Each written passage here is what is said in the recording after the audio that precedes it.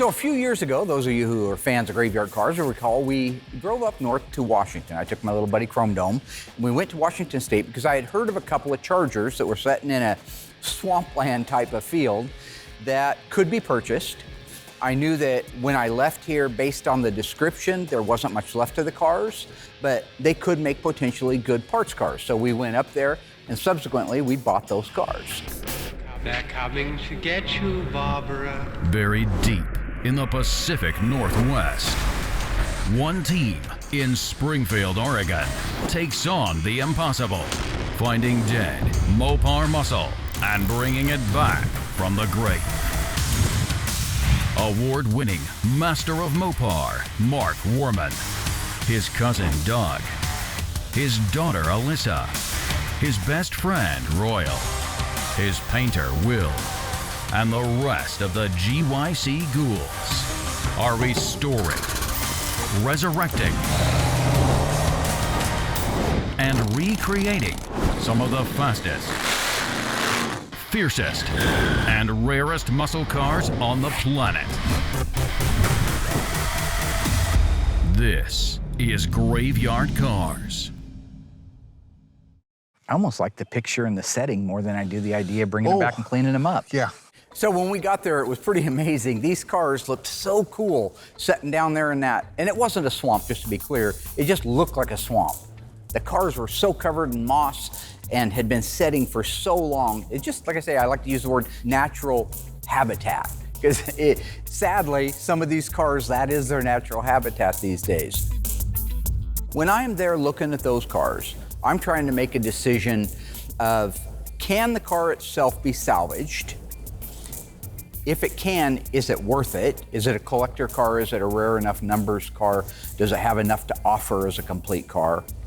If those two are no, then I look at what kind of parts are on the car that I could possibly save. What parts have the redeeming value that I can't just call Auto Metal Direct or Classic Industries and order, but I need off of that car. So when you see me walking around those cars, I'm not just kind of taking in the ambiance, I'm actually doing a mental inventory of what can be saved. You know, these cars were not easy to navigate around. It was rough old timberland that was overgrown. So every step you take, you don't know if you're stepping on something. If you do step on it, are you gonna get, is it rusty? Are you gonna get, what do they call that, lock face? Or whatever it is, lockjaw? I don't know, something to do with stepping on something bad, right? But looking at the cars and trying to determine what parts are good, these cars are covered in moss. They're covered in dirt, they're covered in debris. So you have to have some experience, number one, in what you're looking at. Number two is just take your time, walk around and slowly inventory everything. A lot of stuff at a glance you just knew was destroyed on them. But again, my job is, before I make an offer on that car, what can be saved? Besides just the idea that I'm dragging a couple cars out of the brush, what can I actually save?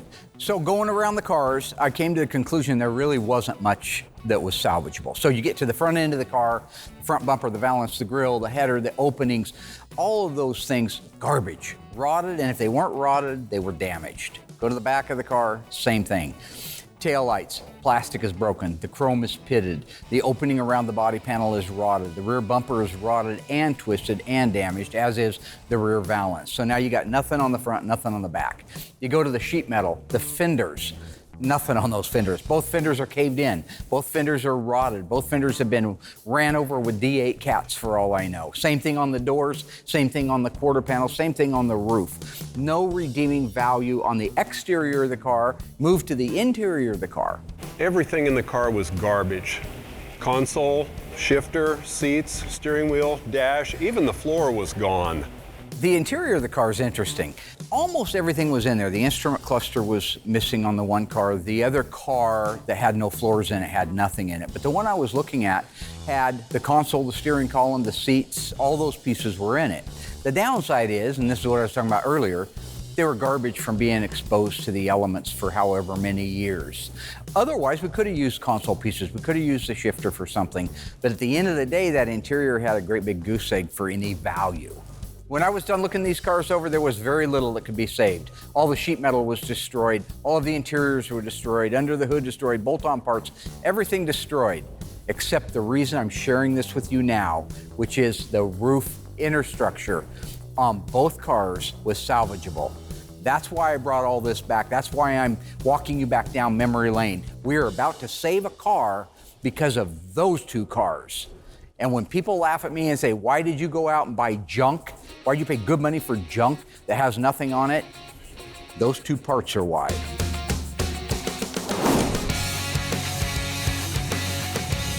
One of the cars I'm excited about painting is our 1970 Roadrunner convertible. It goes to EV2 Hemi Orange. It's just a different type of car. You know, we don't do a lot of convertibles. I love the black stripes that go on these. So anytime you can change things up a little bit, it's always fun. Sorry, folks, but that is not true. EV2 in a Plymouth lineup is called Tour Red, not Hemi Orange. And I've told Will this multiple times. He should know it by now. So the Tour Red EV2 Roadrunner came to us a couple years ago. It was in pretty rough shape, but we're at the point now we're ready to mask it up and get primer going on it. When the Roadrunner came to us, it was in bad shape. I mean, everything from the firewall back had to be replaced. We did floors, under seat pan, rear frame rails, quarters, rear body panel, all of it needed to be done. This car was actually featured in several episodes a few seasons ago where even the inner rockers were destroyed from rust. The car was just really a Midwest rotten car. And we talked about the reinforcement angle iron that goes inside of the rocker. So in case you guys missed that, that was a really, really neat bit. Because they had to be replaced, we were able to take the rocker off of there and show you what that piece looks like inside.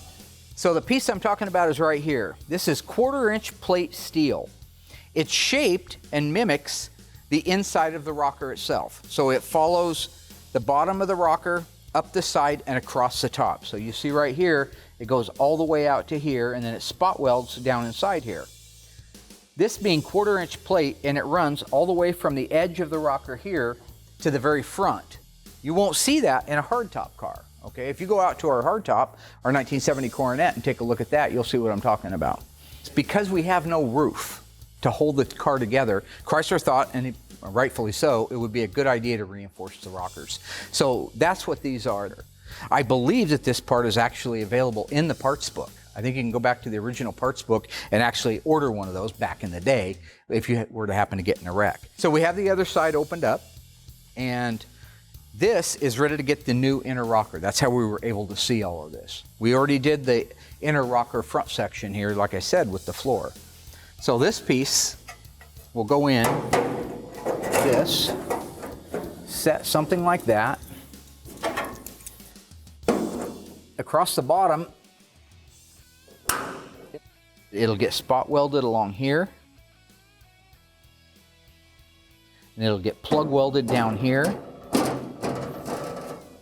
And that will help finish off the reinforcement and the strength of that rocker panel. So we're what we wanted to do, because it was so rotten in the main structure, is we wanted to do it piece by piece so we didn't lose the overall geometry of the car. Like we have in the past, when you blow something completely apart, you can lose things, lose its geometrical shape, and so you're fighting that all the time. So in this case, if you just leave it together, it moves it a lot faster through here.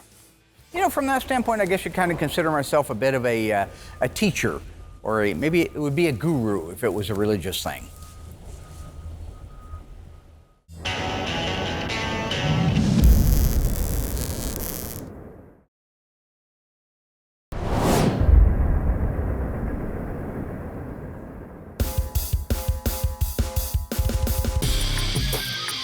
Oh, the bumper literally fell off. Okay. Now, once those cars got back to town, the first thing we did was we cleaned them. We shared that in an earlier episode. Cleaned all the moss off, got all the junk out of it, threw all the garbage away so we could see what we had. And my hunch, all the way up there in Washington, covered in the swamp, was absolutely right. Very, very little could be used. A few interstructure pieces besides what I'm looking at, but for the most part, that roof interstructure, the quarter to wheelhouse and the rear header area that nobody makes, AMD doesn't make it, it was good. So that car was marked as a potential donor to be able to bring another car back to life.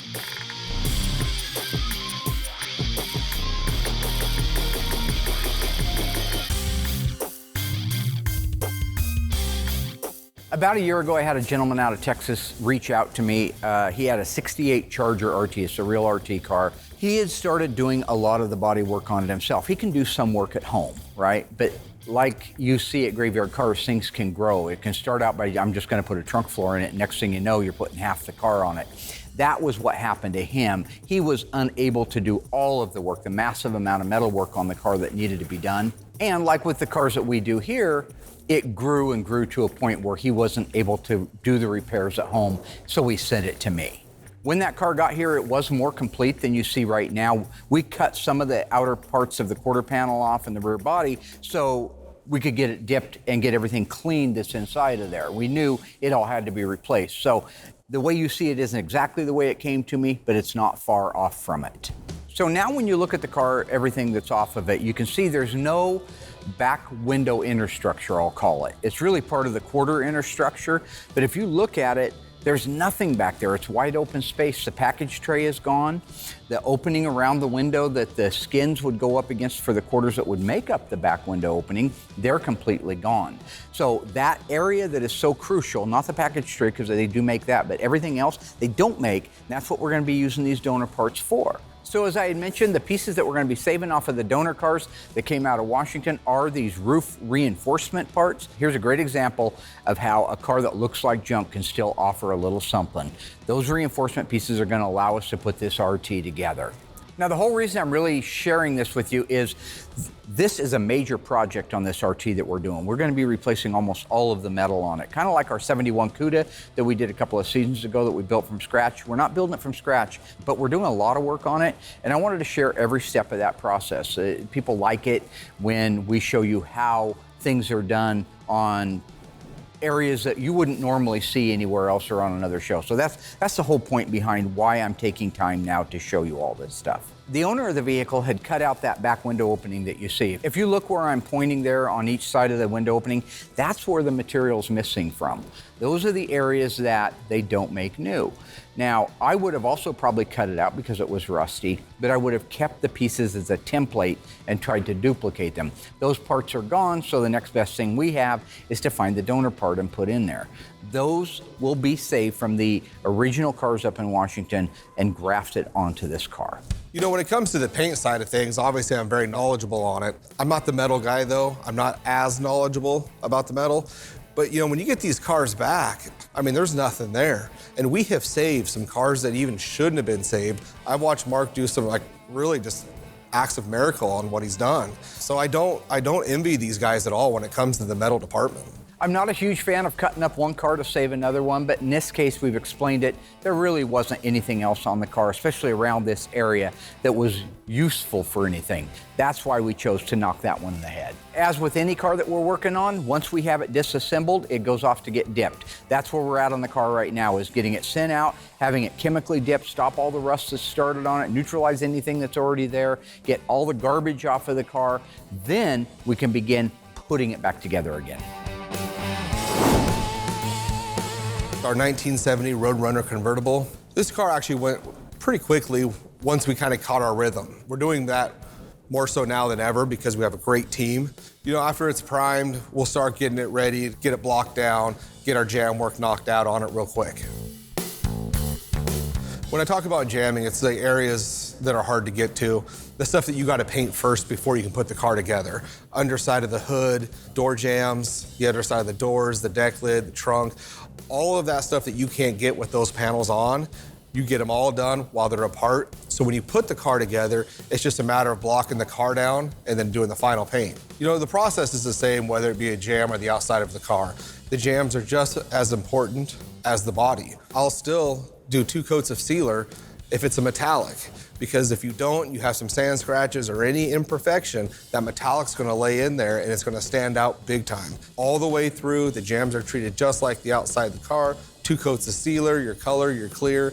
That way, when they open the door, pop the hood, open the trunk, it's like, wow, that looks great, just like the outside. As I was saying, since the interior is black, that means we have to do two-tone on the doors. So what I do on the door jams, because it's kind of the simplest, quickest, and easiest way, the door itself, I'll just single stage the whole entire door jam black. Let that dry overnight. Come in the next day, run my tape line right where that weather strip goes, then mask off the black, then I'll shoot the orange. And yes, it needs to be perfect, but when you're training somebody like Noah, If he has a little bleed through onto that black, it doesn't matter because when you unmask it, you can just wipe it off with some solvent. To where if I did it all in base coat, man, if that orange bleeds on that black, you got to go back and do the black. Has to be masked tight, otherwise it'll kind of ghost or kind of leak in there. So what that means is if that black is not taped off good enough, when you go to spray your orange, it'll hit the black. That's why I do it in a single stage. So if there is any bleed through or ghosting, you can just wipe it off with solvent. Mark likes to beat people down. I don't. Our training styles are completely different. I build them up, he tears them down. That's his way. I have my guys, I have my team. We do it my way. You know, I like to take the time and train my guys, teach them, every one of them that's worth teaching. Some just aren't. I mean, that's the truth of it. But I do build them up. Noah has been by my side for almost 2 years now. He does a great job. I trust him. Same thing with Michael. I build these guys up. I don't tear them down. If they make a mistake, we learn together, I show them, and we move forward. So it's nice to be at that point where I can just let Noah take over. You know, for me as an employer and a teacher myself, as I mentioned, it's nice to see that I have taught my people how to teach others. And so that goes on and on. Right now, Will has a great helper because he's taken my teaching skills and utilized them to be able to teach somebody else. So when you see Will being able to walk away like he is, I think it's only because he has put himself in the same position I have. So all in all, he's a really good teacher. Will said your teaching skills suck. Will said mine did? That mine sucked? That's a cruel thing to say. I was being nice. He's the worst teacher in the world. You go down there, he doesn't do anything. I was being nice. I'm not now. I taught him, so what are you gonna say about that? And then you go in there and when he starts to teach people, he's on his phone. I love you, I love you, I love you, back and forth to his girlfriend and taking selfies while he's trying to teach somebody. He sucks, not me. I'm a good teacher. So once the orange is done, we don't have to unmask anything because the black's already been done. So we get our base coat done on the door, then we just go ahead and go right to clear. And before that clear sets up, we unmask the whole thing so that way the clear doesn't bridge over to the tape. Unmask it, let it dry, and it's done.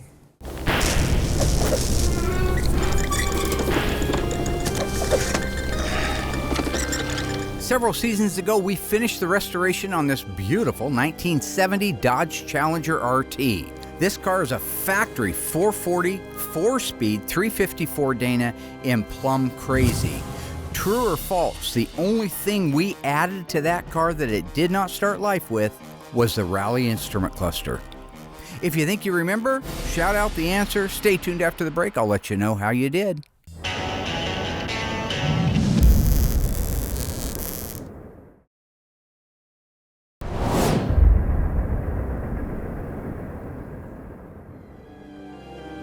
All right, folks, how'd you do on that one? On our beautiful little one of 916 Challenger RTs, did we add the Rally instrument cluster? If you said that's true, you were wrong. It had a Rally instrument cluster, but all Challenger RTs had a Rally instrument cluster.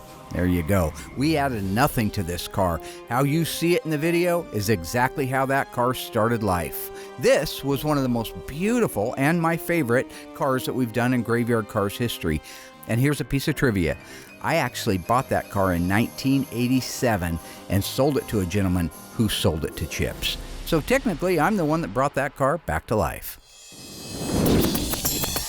Before we can hang the doors on, we got to get the car itself jammed. Underneath the hood, the door jambs and rockers themselves, all that stuff's got to be painted first, and then the doors and hood and whatnot can go on the car. Mark talks about how great his teaching skills are. I couldn't disagree more. I've spent 25, 26 years by his side, so if anyone's going to know Mark, it's me, and he's not a good teacher. And in fact, don't tell him, but one of those guys he taught is still here. I've been working for Mark since the 80s. He's not a good teacher. You know, he calls me a butcher. I don't like that term. Will's a lot nicer, a lot better at teaching me. I painted an engine compartment one time. He said it looked like Stevie Wonder did it. So I don't understand what a musician has to do with painting cars. But Yeah, Will has been a far better teacher than Mark ever has.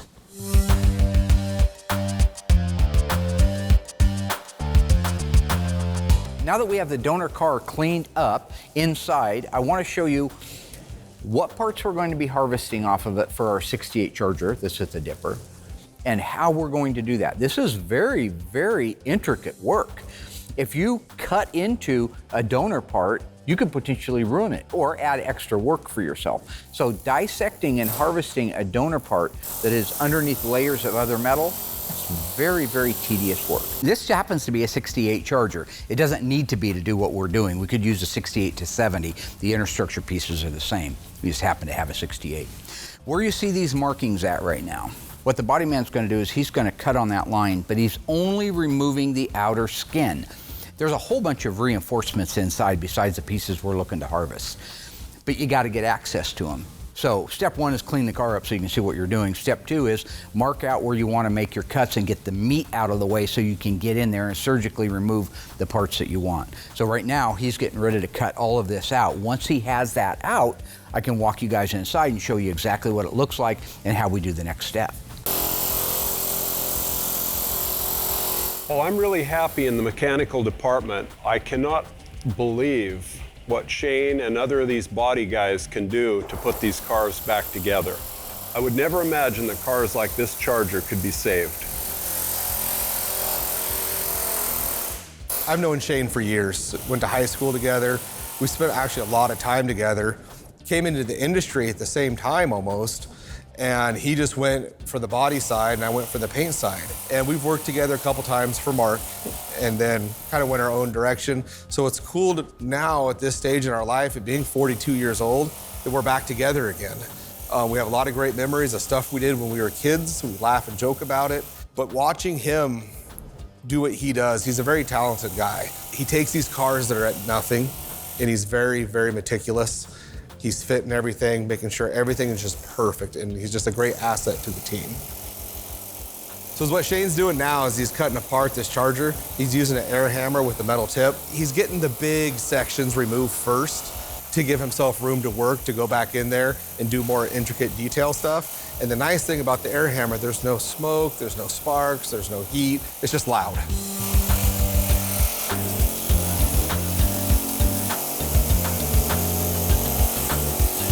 I can't believe how Shane can take a impact tool like we use in the mechanic shop, and he uses it to cut these cars apart, and I can't believe what a good job he does.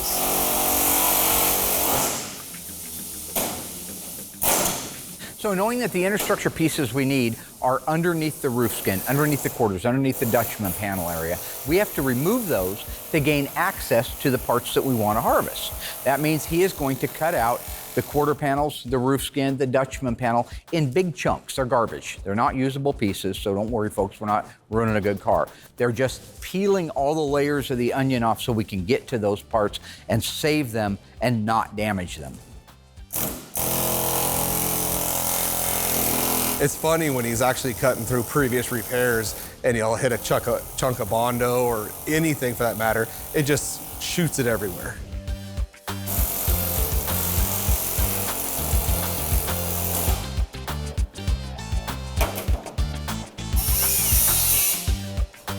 Now where the beam goes across the inner structure and the quarter panel lays over it, that's right against the bottom of that quarter skin. That's why he is switching over to a cutoff wheel versus the big zip rattle gun that's going to go through there. You have to be cautious and not damage the pieces that you want to reuse.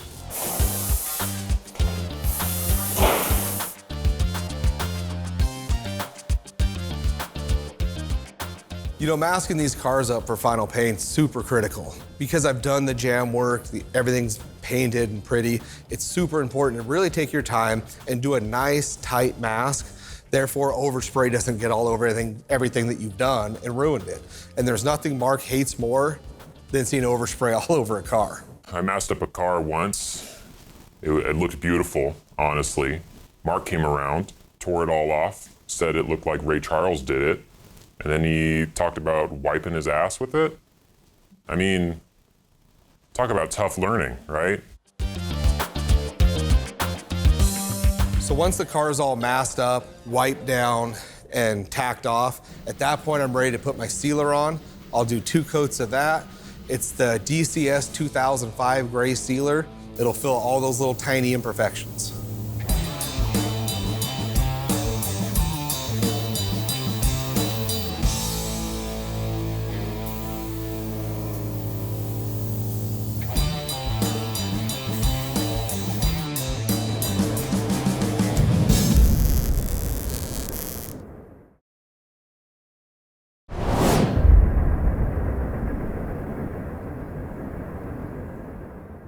Mark liked to think he was a professional pool player. He would take his time and line up the shot, look at it from different angles. I get tired of waiting for him, so I just kind of stand there with my hands on the table and not thinking, and when my fingers would go over the edge, he would see that as an opportunity to smash him.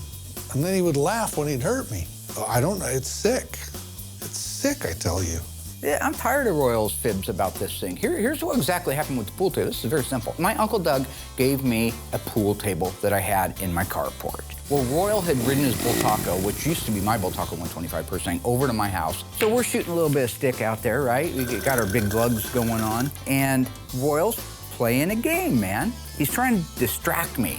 I'm trying to make a very careful shot, and he's got his fingers hanging over the edge of the rails. So I decided to myself, well, you know what? If a dog pees on your carpet, swat it with a newspaper, right? So I acted like I was shooting my shot, but I was really lining up to drive that cue ball into his fingertips, and I did, and it hurt. It instantly turned it black, and he screamed and called me dirty names because he liked to cuss back then. He had a rage problem. Everybody was talking about it. And then he hawks a loogie on my pool table. So when I'm taking my time to line up my shot, I accidentally drooled on his pool table. I was concentrating on my shot, man. That was a winning shot. I was gonna beat him, maybe for the second time. He kept telling me I spit on it. No, I didn't spit on it. I said I drooled on it. There's a difference. Well, them's just fighting words. Now, we was probably 14 years old. So next time he smashed my fingers, he said that was for spitting on his pool table. I said, by God, I'll spit on your pool table. So I did. So he hawks a big old white stringer on my pool table. I take off after him. Then he chased me down the alley. He couldn't run. You know, criminals are faster. I have no reason to run. You know what I'm saying? Anyway, he takes off looking down the alley as fast as he can. I'm going. I'm mad. I just see red. As he starts gaining distance, I stopped and grabbed a handful of gravel and I threw that, hoping, well, you know, if I could knock him out or hit him in the back of the head and knock him down and slow him down, then I could go up and I could beat the tar out of him. By the time he stopped and picked up rocks, I was already out of range. He didn't have a chance. Of course, I was laughing. I ran off. Well, none of the damn rocks hit. So he got away. He was so filled with rage. I figured I better give him a couple days to cool down. So that was it. That sent me over the edge. I came back to the house. There was his motorcycle leaning up against the back of my shed. And right next to it was one of the tools I used to make money, called a sickle. A sling blade, some people call it a Kaiser blade. I call it a sling blade. Mm-hmm. I pick up the sling blade and I start whacking on that motorcycle seat until it's nothing but spaghetti. Came back a couple days later and he goes, here, I got something to show you. So he takes me out back and shows me the motorcycle seat. He asked what happened to the seat, and I told him in the beginning I had no idea. I thought maybe a cat sharpened its claws on it or something. And I said, what'd you do that for? He said, you ran. Well, yeah, you were gonna hit me, and I was laughing too hard. I couldn't fight. Can't fight when I'm laughing. Obviously, domestic cats can't shred it all the way down to the metal pan. So he knew what had happened, and for whatever reason, he holds that against me to this day. He's childish, I tell you. Here's a piece of advice. Don't spit on another man's pool table. He's a childish man.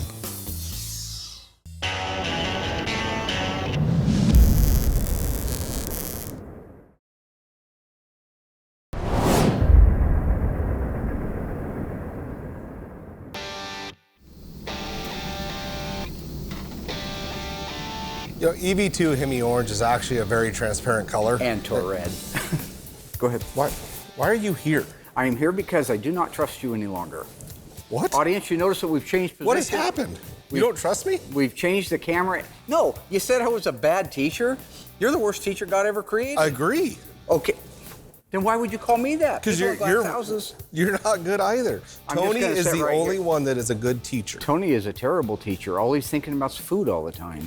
He knows a lot, he doesn't but he's not a good degrade. teacher. He actually takes the time to explain. That's all he does. I call him up and say, hey, do you know? No, you call him up, you're like, hey, fat, beep. That's not true. I'll call him up and I'll say something like, hey, Tony, do you know if the, whatever it is, a 71 E-body with a A34, should that have an 11-inch drums? We talked about that there before. I don't know why you don't write this Well, stuff I down call there. Tony. It's on my flash drive, that there. Just gonna Just stop do your it. thing. You know what? I'm This done. is stupid. Good. Thank you. No. Shoot. I'll be quiet. Next question.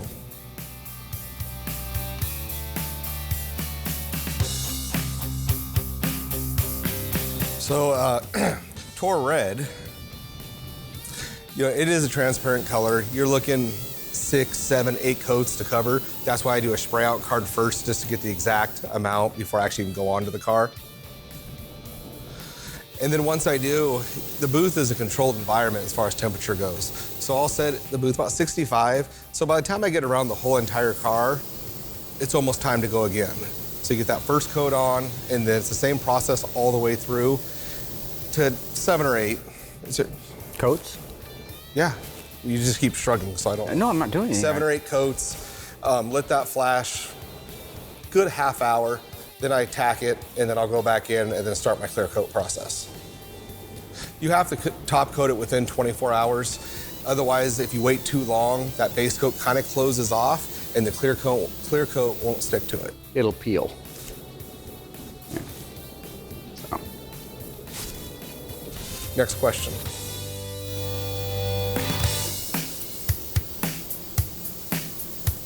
So a lot of circumstances, these cars are too big to have a hood and deck lid in there with the car. So I'll do them separately. The air pressure, I have a digital little gauge on the back of my gun, so I know the air pressure is good. However many coats I put on the car, I put on the hood and the deck lid when I go to do them. So I've never had a problem actually painting them separately at all. No, I just remember some of the repaints we've done. But go ahead. I'm not here. No, I'm just playing with you.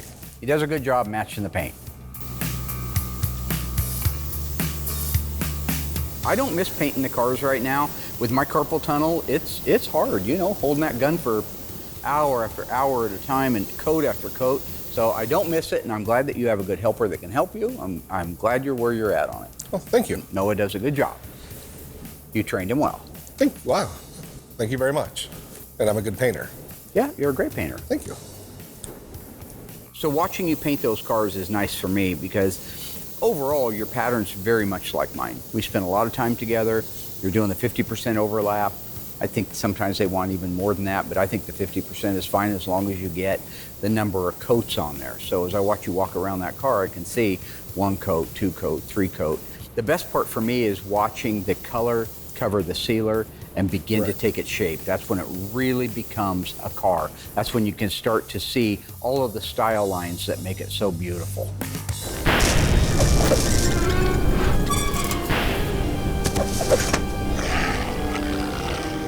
The world-famous Phantom Cuda left the factory with a 446 barrel engine, a 4-speed manual transmission, 354 Dana, and an N96 shaker hood.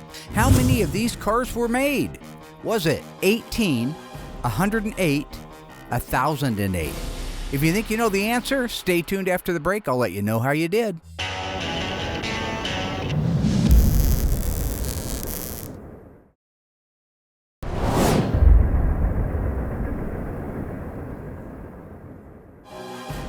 All right, ghouls, welcome back. Is that not a gorgeous car? EV2 Tor Red 446 barrel shaker. How many of those cars were built? If you said 18, you were wrong. You were close. There were only 108 of those cars ever made with a 446 barrel and a 4-speed manual transmission. If you add the color, the shaker hood, and the rest of the options, it may very well be one of only one ever made. We are painting our 1970 Roadrunner. It is Hemi orange. It's convertible, pretty simple car to shoot. There's no roof, there's no pillars, just a longer car. We don't have it on a whirly because we want to make sure we maintain the... So here's a great example. I spent all this time trying to get my color done, ready to move on to the clear, and then Mark's normal routine, whatever he can to get himself on TV, even more than he is already, Comes in with the dog, comes in with the hat. Stop you right there. That is not exactly what happened. I was trying to get your attention, you dump. I was trying to get his attention. For what? Because there were problems in the base coat that I could see. What's a dog going to do with a Mopar hat? The dog is something where you go to the ear with a point and the heart with a story. There's a method behind my teaching. I've told you that. You say I suck as a teacher, but all of those things have added up. Does the car look good? Yeah, because I did it. Okay. So when you're doing your interview, I noticed that you like to keep the attention on you. And you say you block me out. But maybe, just maybe, there's something actually important being said behind you. Like moonwalking in a stupid hat? Has a point to it, absolutely. Zero. Michael Jackson. Well, I don't know This is about exhausting. that. What about when I was walking down the stairs and it looked like I disappeared? Those are all training. No, okay? they're not. Yeah, they are. They have a point to This is a great them. time to just walk off set. I believe it was Professor But I'm not going to Morrissey do that Massey because I know who there's said, more questions that need to be answered Go for to the the ear people with at a point and home. heart with a story. It's Next fine. question. What you don't understand is I'm trying to help you be a better painter, okay? I'm taking my I'm trying to make you be a better painter, a better man, a better husband, a better father. Oh my God. I am taking. Are you doing this right now? I'm taking you under my wing in these situations, and I'm saying to you, it's okay to be you. It's okay. It's okay to be a little silly sometimes. You walk around so serious and so balled up. I really worry with your excessive weight, your blood pressure, and your cholesterol that you're not going to be painting much longer. The only thing you're going to be painting is the inside of a casket from 6 feet below. Did he hire a new painter? For me, it would just be nice when I make so many efforts to be a good instructor and to help make you a better person, to get a call from your wife, get a call from your kids saying, hey, thanks for making Pops a better dad. Thanks for making him a better husband. Denise. God rest her She's soul. alive. Call me up and say, Mark, thank you so much for taking care of my son. You've really made a difference in the family. Yes, you have taken care of me. Made me a better husband? No. Better father? No. But you have taken care of me. I just think at the end of the day, some of the things that I do should be held up more as a example of what to do versus what not to do. What is happening? Someday, when I've shuffled from this mortal coil and am no longer, I hope that you reflect back on these days and say, he made me be a better person. Set me up on that mantle. Put me up there. It's okay. And say, you done all right by me, boss. You done all right by me. I mean, all right, yeah. You want to be on my mantle? Yeah. Oh, yeah. Some of my remains. And I don't want the barbecued ones from the cremation. I want, like, maybe my up there. You want your cremated? Oh, I'm not going to cremate it. I want it cut off before I get cremated, and I want it up there so you can remember me. How would I even? That's weird. How that? So my way of remembering you is your on my mantle? You say tomato, I say tomato. I don't.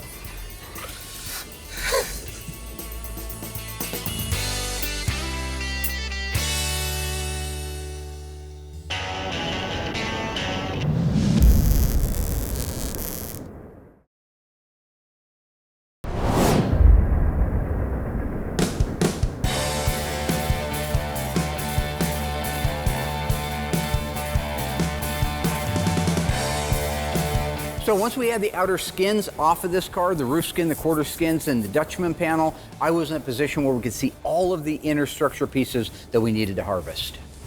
The parts that we're looking to save right here are the roof inner structure to the wheelhouse and the quarter inner structure to the quarter panel itself. These are the pieces that aren't being made. Now, just a quick side note, AMD did just announce that they are making these pieces for the E-body. That's right. Remember back a couple seasons ago, we talked about that they weren't being made? Now they're making them. They called me up and they gave me a personal thank you and said, thank you for helping us be a better company. It's always something. They never called me and said that. No, they didn't. No, but they certainly made a part I said was needed, didn't they? Okay. Now the rear header itself at the opening at the top of the back glass, that is being made by AMD, as are the side rails being made. The roof skin, the quarters, the Dutchman, all that we can get brand new. You know, it's funny when they took that Dutchman panel off of there, that's a great example of previous sins that we've talked about. We see it all the time, garbage after garbage. So somebody on this Dutchman really butchered it. Apparently it was rusted out, and instead of just replacing the Dutchman panel, which is what I would have done, they took pieces of a refrigerator, the outer skin of a refrigerator, which are aluminum, pop riveted them to the Dutchman panel, and then just caved it in and smeared Bondo over the top of it. So if you look carefully, you'll see little blue dots at all of the spot weld points that we need to drill out. These are the areas that need to come loose from the rest of the structure to give us the harvested parts that we need. So everywhere that there's a blue dot, at the wheelhouse, at the back opening, at the Dutchman, all these areas need to have the spot welds drilled out. Now, the reason we're drilling out spot welds is the same reason we do whenever we harvest a part. We want to be able to put this piece back in a car in the same factory fashion. So we have to dissect it from the other pieces to do that. Now, this one's a little bit more intricate because we want to put on that quarter reinforcement to wheelhouse area along with a section of the upper piece and the side header. We figured if we can put that in as one unit, our geometry will be automatically established because it's a good part, and it'll save a lot of cutting and trimming. Once the body man has established what spot welds need to be drilled out, it's much easier to have full access to those. There's a lot of drilling. So he will cut these pieces out in a larger chunk, much like taking off the roof and the outer quarter skins. He's going to take a torch and blow out larger footprint than these parts. Harvest that part off of there, flip it upside down, and begin drilling out spot welds at a nice, easy access height to get to.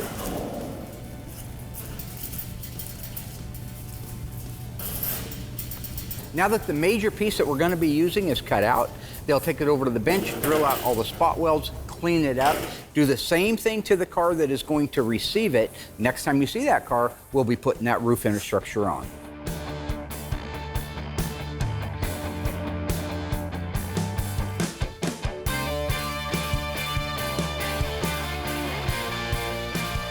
So if I can explain this without being interrupted. If you didn't lie.